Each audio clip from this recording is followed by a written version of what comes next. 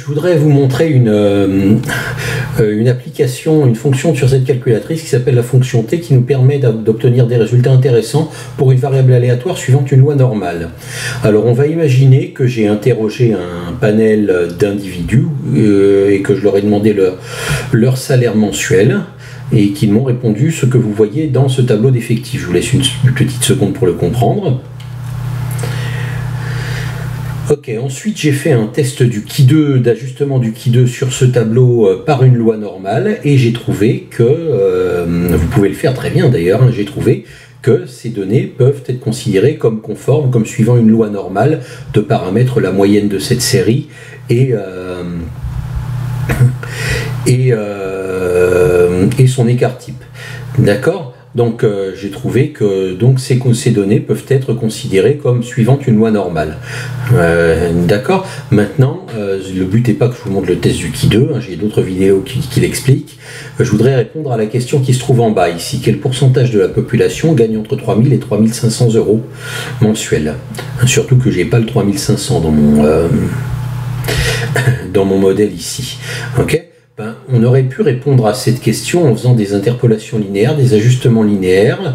Hein, on pourrait penser ça, comme je l'ai expliqué dans le chapitre statistiques bivariées. Seulement ici, ça ne marche pas bien, parce que là, c'est pas du tout linéaire. Hein. La progression des salaires n'est pas du tout uniforme, elle n'est pas du tout homogène, elle n'est pas du tout linéaire, et donc je ne pourrais absolument pas faire des évaluations en me basant sur un modèle linéaire. Hein, la progression des salaires suit une loi normale. J'ai beaucoup de salaires autour de la moyenne et très peu de salaires faibles et élevés. Je dois donc prendre un autre modèle que modèle linéaire. Voilà pourquoi je ne fais pas d'ajustement linéaire. Eh bien, j'ai la fonction T de cette calculatrice qui va me faire le travail. La fonction T va aller collecter des données qui se trouvent dans le tableau de statistiques et va faire le travail d'après les données que j'ai collectées. D'accord? Alors, on va rentrer sans plus attendre ceci dans le tableau de statistiques. Donc je vais sur statistiques, je vais sur le tableau et je remplis les salaires dans la liste 1 et les effectifs dans la liste 2. Alors dans la liste 1, les salaires, en principe quand on a un intervalle, on prend le centre de chaque classe. Ça pose un petit problème pour la première et pour la dernière, pour laquelle je pourrais envisager de dire entre 0 et 1000 c'est 500 euros. Là pour la dernière je peux pas parce que j'ai pas de bande supérieure. Et même pour la première, ça pose un petit problème parce que la progression n'est pas linéaire. J'ai pas la moitié de ma population à 500 euros. Donc ce que je peux faire, par exemple, c'est calculer par la loi normale la probabilité d'avoir moins d'un salaire inférieur à 1000 euros, diviser cette probabilité par 2 et ensuite faire la loi normale inverse sur ce que je trouve. C'est exactement ce que j'ai fait et je trouve que c'est 569 euros. Voilà le tableur où j'ai fait mes calculs. Je trouve que c'est 569 euros, c'est ici là, le salaire qui sépare 50% de la population qui gagne moins de 1000 euros. Donc 50% de ceux qui gagnent moins de 1000 euros gagnent moins de 569 euros d'après ce modèle-là. Ok ? Pour les 4 classes intermédiaires, on va quand même prendre le centre de la classe, même si c'est pas linéaire. Vous voyez qu'on se trompe pas beaucoup en supposant que c'est linéaire, et si c'est symétrique, ça pose pas de problème. Vous voyez, on va sur des petits segments, on peut considérer que ça suit à peu près une droite, donc on va pas se tromper de beaucoup en prenant le centre de chaque classe. Donc là, entre 1000 et 2000, ça fait 1500. Entre 2000 et 2500, c'est 2250. Entre 2500 et 3000, c'est 2750. Et entre 3000 et 4000, je vais prendre 3500. Et même chose dans plus de 4000. Si 4000 euros se trouve ici, plus de 4000 euros, ça me fait une certaine probabilité que je trouve par la loi normale. Je la divise par 2. Je fais la loi normale inverse entre le nombre qui serait, entre la probabilité qui serait ici et plus l'infini en demandant à la calculatrice d'aller vers la droite, par exemple, et je trouve un salaire de 4320 euros. C'est ce que j'ai fait ici. Donc je peux supposer que la moitié de ceux qui gagnent plus de 4000 euros gagne plus de 4320 euros. Donc 4320 euros peut être pris pour le centre de la dernière classe. D'accord ? Donc maintenant dans la liste 2, je vais rentrer les effectifs. Là, il n'y a pas de problème, il suffit de les recopier. Donc allons-y, 222, 467, 282, 247, 271 et 79.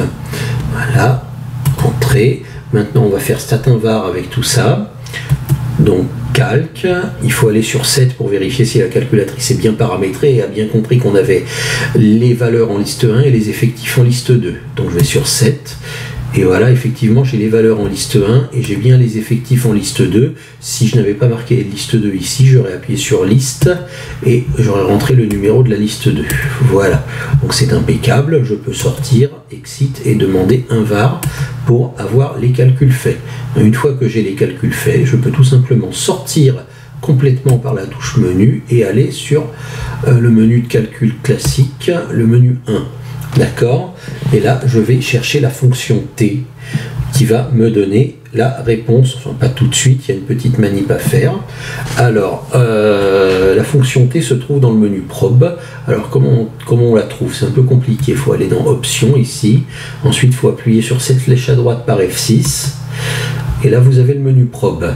Vous appuyez sur F3. Vous n'avez pas la fonction T ici, il faudra encore appuyer sur la flèche à droite par F6 et vous avez les fonctions PQR dont je vous ai déjà parlé dans une autre vidéo et vous avez, c'est la vidéo sur la loi normale centrée réduite par la calculatrice Casio, d'accord? Donc je vous ai parlé de ces fonctions PQR et vous avez la fonction T qui est ici à côté dont je vais me servir. Donc je vais calculer T de 3000 €. Lorsque je calcule T de 3000 €, la calculatrice va voir dans le menu, dans ma série statistique que j'ai rentrée, et elle me trouve 0,77. Elle me trouve 0,7783. Voilà. Ensuite, je vais faire T de 3500 €. C'est-à-dire tout simplement que j'ai 0,7783 écart type de plus que la moyenne, d'accord? Si je prends la moyenne, je rajoute 0,7783 écart type, je vais tomber sur 3000 € ici, d'accord? Maintenant, 3500 €. Je vais faire T de 3500 €, puisque je vais être entre 3000 et 3500. Et je vois que pour arriver à 3500 €, il faut partir de la moyenne et rajouter 1,25 écart type, 1,257, donc disons 1,26, d'accord? Donc entre 3500 et 3000, combien est-ce qu'il y a d'écart type? Il y a ça, moins ça. Donc je vais tout simplement prendre ma dernière réponse, moins cette réponse-là, que je vais tout simplement retaper, 0,7783 63 03 79. Et voilà, voilà le nombre d'écart types qu'il y a entre les deux. Maintenant, pour retraduire ça en termes de probabilité, hein, ce sont des écarts types,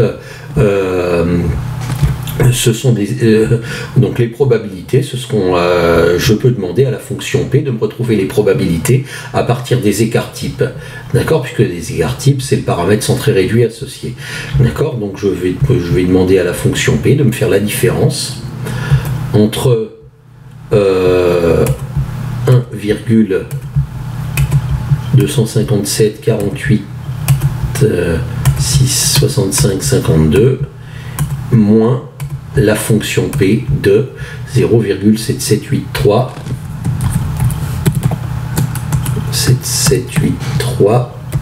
63 03 79, et là ça me donnera bien la différence de l'air jusqu'à 1,25 écart type moins l'air jusqu'à 0,77, etc. Et je vais donc avoir le résultat en termes de probabilité, ce qui me fait 11,389%. C'est 11,389%. Je peux donc dire que 11,389% de la population gagne entre 3000 € et 3500 €.